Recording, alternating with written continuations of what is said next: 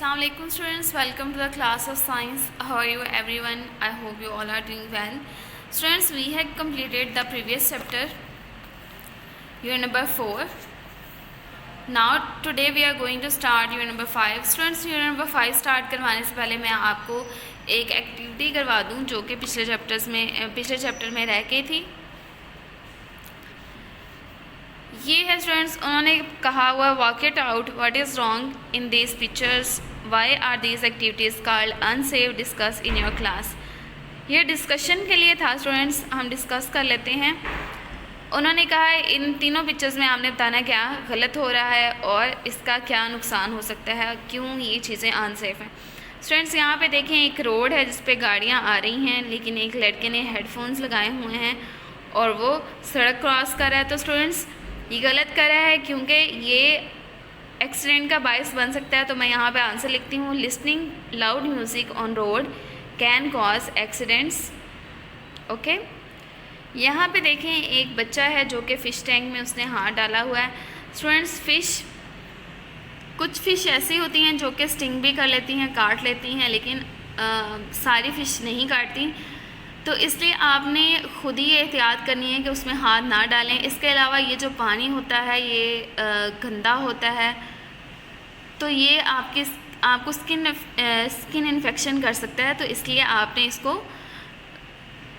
इससे बचना है। तो स्टूडेंट्स, इसका मैं आंसर लिख देती हूँ, sticking bare hand in the fish tank can cause skin infection. Next student, एक देखें, एक बच्चा हेयर पिन के साथ अपने कान साफ़ कर रहा है। तो स्टूडेंट्स, ये हार्ड मटेरियल, हार्ड ऑब्जेक्ट्स को कान के अंदर डालने से आपका ईयर ड्रम डैमेज हो सकता है। स्टूडेंट्स, यहाँ पे मैं लिख रही हूँ, using hard object in year can damage your ear drum. Okay, ये आपने लिख लेना स्टूडेंट्स। अब हम बढ़ते हैं अपने चैप्टर की तरफ, जो कि आज हमने रीडिंग करनी है। चैप्टर का नाम है द स्केलेटल सिस्टम। स्केलेटन क्या होता है स्टूडेंट्स? स्केलेटन एक ऐसी चीज़ है जो कि आप किसी भी चीज़ को सपोर्ट देती है, उसकी शेप बरकरार रखने में हेल्प आउट करती है। स्टूडेंट्स, एक बहुत ही सिंपल सी एग्जांपल मैं आपको देती हूँ। ये देखें, ये क्या है? एक अम्ब्रेला है। अम्ब्रेला क्या होता है? ये कपड़े से बनी होती है और इसके अंदर कुछ छोटे छोटे से रॉड्स होते हैं जो इसके अंदर अटैच होते हैं, जिसकी वजह से ये फैल जाती है। अगर इसके अंदर से हम रॉड्स निकाल दें तो ये क्या हो जाएगा? ये कपड़ा इकट्ठा होके रह जाएगा, ये इस तरह से फैल नहीं सकेगा। तो स्टूडेंट्स, ये स्टिक्स क्या करती हैं? ये इसको सपोर्ट फ्राहम करती हैं। तो ये क्या है? स्टिक्स मिल के एक फ्रेमवर्क बनाती हैं, एक ढांचा बनाती हैं, एक स्केलेटन बनाती हैं, जो कि अम्ब्रेला को उसकी शेप बरकरार रखने में हेल्प आउट करता है या सपोर्ट करता है। स्टूडेंट्स, इसी तरह इंसान भी एक ढांचे की मदद से अपनी शेप बरकरार रखता है। वो ढांचा उसे सपोर्ट करता है कोई भी काम करने में, चलने फिरने में। इसके बारे में डिटेल से हम इस चैप्टर में पढ़ेंगे। सबसे पहले स्टूडेंट्स हम पढ़ते हैं, a human body to gets its shape due to the framework of bones. The framework of our body protects many parts inside it. उन्होंने यही बताया हुआ है कि जैसे ये अम्ब्रेला को ये रॉड्स सपोर्ट करें, इसी तरह हमें भी बोन्स सपोर्ट करती हैं और अपनी शेप बरकरार रखने में हेल्प करती हैं और हमारे बहुत से ऑर्गन्स को बचाती हैं, प्रोटेक्ट करती हैं, हिफाजत करती हैं। A part of body that has a specific function to perform is called an organ. Organ क्या होता है? कोई भी जिस्म का ऐसा हिस्सा जो एक स्पेसिफिक काम करता है, वो क्या कहलाता है? ऑर्गन कहलाता है। जैसे कि ये मेरा हाथ है और हाथ के साथ मैं लिखती हूँ, तो ये हाथ जो है ये एक ऑर्गन है। ये क्या काम करता है? ये चीज़ों को होल्ड करता है और भी बहुत से काम करता है। और जब बहुत से ऑर्गन्स मिलकर कोई काम करते हैं तो वो ऑर्गन सिस्टम कहलाता है। जैसे कि हम अगर सांस लेते हैं तो वो सांस लेते हैं हम नोज़ की हेल्प से, और एयर पाइप है हमारे ट्रैकिया हमारे अंदर, और लंग्स जो हैं वो एयर को साफ़ करते हैं। तो ये तीनों चीज़ें मिलके एक सिस्टम बनाती हैं जिसे रेस्पिरेटरी सिस्टम कहते हैं। यानी कि कोई भी ऑर्गन्स, एक से ज़्यादा ऑर्गन्स मिलकर कोई ऑर्गन सिस्टम डेवलप करते हैं। स्टूडेंट्स, अब हम पढ़ते हैं कुछ ऑर्गन सिस्टम्स के बारे में। ये देखें, ये कुछ ऑर्गन सिस्टम्स दिए हुए हैं, जैसे कि नर्वस सिस्टम। नर्वस सिस्टम क्या करता है? ये आपकी सोच को और आपके एक्शंस को कंट्रोल करता है। इसका मेन फंक्शन क्या है? It controls the different parts of the body. और इसके अंदर कौन कौन से ऑर्गन्स इन्वॉल्व होते हैं? इसके अंदर ब्रेन इन्वॉल्व है, स्पाइनल कॉर्ड और नर्व्स इन्वॉल्व हैं। नर्व्स जो हैं वो मैसेज को एक जगह से दूसरी जगह लेके जाती हैं। नेक्स्ट है रेस्पिरेटरी सिस्टम। रेस्पिरेटरी सिस्टम में क्या होता है? एक्सचेंज ऑफ गैसेस होती हैं, यानी कि आप सांस लेते हैं और सांस खारिज करते हैं, इसमें ये फंक्शन होता है। और इसके अंदर जो जो ऑर्गन्स इन्वॉल्व हैं वो है नोज, ट्रैकिया और लंग्स। नेक्स्ट है डाइजेस्टिव सिस्टम। डाइजेस्टिव सिस्टम का मेन पार्ट होता है, ये आप जो भी खाना खाते हैं उसके ब्रेक डाउन करता है और उसे आपकी बॉडी को एनर्जी देने के लिए यूटिलाइज करता है। इसके अंदर जो जो ऑर्गन्स इन्वॉल्व हैं वो है माउथ, एसोफेगस, स्टमक, इंटेस्टाइन और एनस। नेक्स्ट है skeletal system. Skeletal system students हमारे टॉपिक का नाम है, इसके बारे में मैंने आपको पहले भी बताया था। ये आपकी बॉडी को शेप और सपोर्ट देता है, आपको चलने फिरने में या कोई भी काम करने में हेल्प आउट करता है। इसके अंदर कौन कौन सी चीज़ें इन्वॉल्व होती हैं? बोन्स और मसल्स। नेक्स्ट है सर्कुलेटरी सिस्टम। सर्कुलेटरी सिस्टम जो है ये आपकी पूरी बॉडी को ब्लड फ्राहम करता है, खून पहुंचाता है। इसके अंदर जो जो ऑर्गन्स इन्वॉल्व हैं वो है हार्ट और ब्लड वेसल्स। ब्लड वेसल्स पूरी बॉडी को खून पहुंचाते हैं और हार्ट जो है वो खून को साफ़ करता है।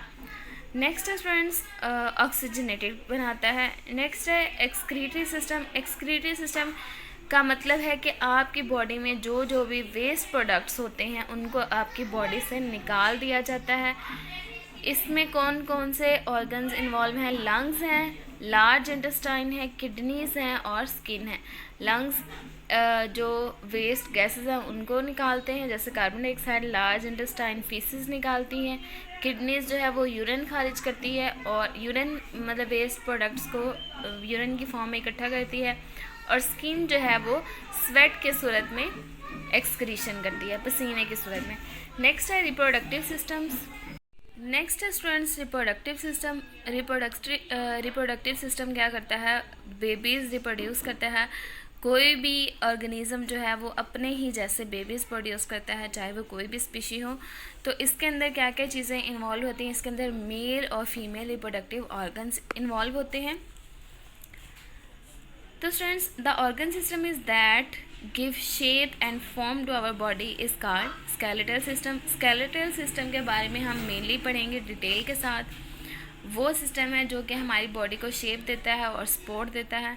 The skeletal system is made up of bones and muscles. ये बोन और मसल से मिलके बना होता है। नेक्स्ट पेज ओपन करें। ये देखें स्टूडेंट्स, ये है एक स्केलेटन, ये बोन्स से बना हुआ है। इसके अंदर कुछ जॉइंट्स हैं जहाँ पे एक बोन दूसरी बोन से मिल रही है, इस चीज़ को क्या कहते हैं? जॉइंट कहते हैं। इसी तरह स्टूडेंट्स ये स्कल है, स्कल के अंदर ब्रेन होता है। तो ये जो है स्कल का पार्ट ये आपके ब्रेन को प्रोटेक्ट करता है, क्योंकि ब्रेन एक बहुत ही डेलिकेट सा ऑर्गन है। तो उसकी प्रोटेक्शन के लिए ये हड्डी होती है सर की, जो कि स्कल कहलाती है।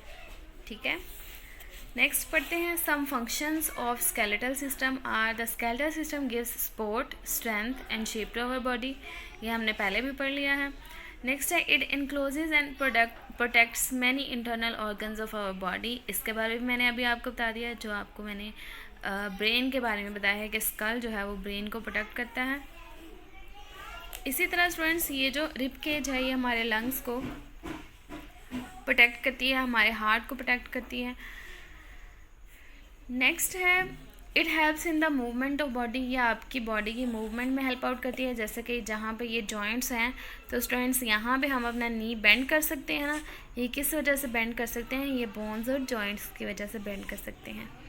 स्टूडेंट्स ये ब्लू बॉक्स पढ़ते हैं फैक्ट टू नो। इसमें आपके लिए एक बहुत ही इंपॉर्टेंट इन्फॉर्मेशन है। उन्होंने लिखा हुआ for strong bones we need to include minerals such as calcium and phosphorus in our diet. अगर आपको स्ट्रॉन्ग बोन्स चाहिए तो आपने अपनी डाइट में कैल्शियम का इंटेक ज़्यादा करना है। और कैल्शियम हमें मिलता है मिल्क के साथ। तो स्टूडेंट्स आप मेरे साथ प्रॉमिस करें कि आपने डेली 1 ग्लास ऑफ मिल्क ज़रूर इनटेक करना है, ओके। और स्टूडेंट्स कुछ बच्चे ऐसे हैं जो डेली काम करते हैं और कमेंट भी करते हैं कि हमने काम कर लिया है, उनके लिए आप big hand, very very well done to them. आपने अब स्पेशली हफ्सा शजील, तो हफ्सा बच्चे आपने दूध पी के तो मुझे ज़रूर बताना है कि आपने दूध पिया है और आपने डेली अपनी डाइट में दूध ज़रूर पीना है। सो स्टूडेंट्स ये था हमारा आज का टॉपिक। कल हम मिलेंगे नेक्स्ट बोन्स के बारे में हम डिटेल से पढ़ेंगे, बोन्स कितनी होती हैं और किस किस तरह की होती हैं। तब तक के लिए अल्लाह हाफ़िज़।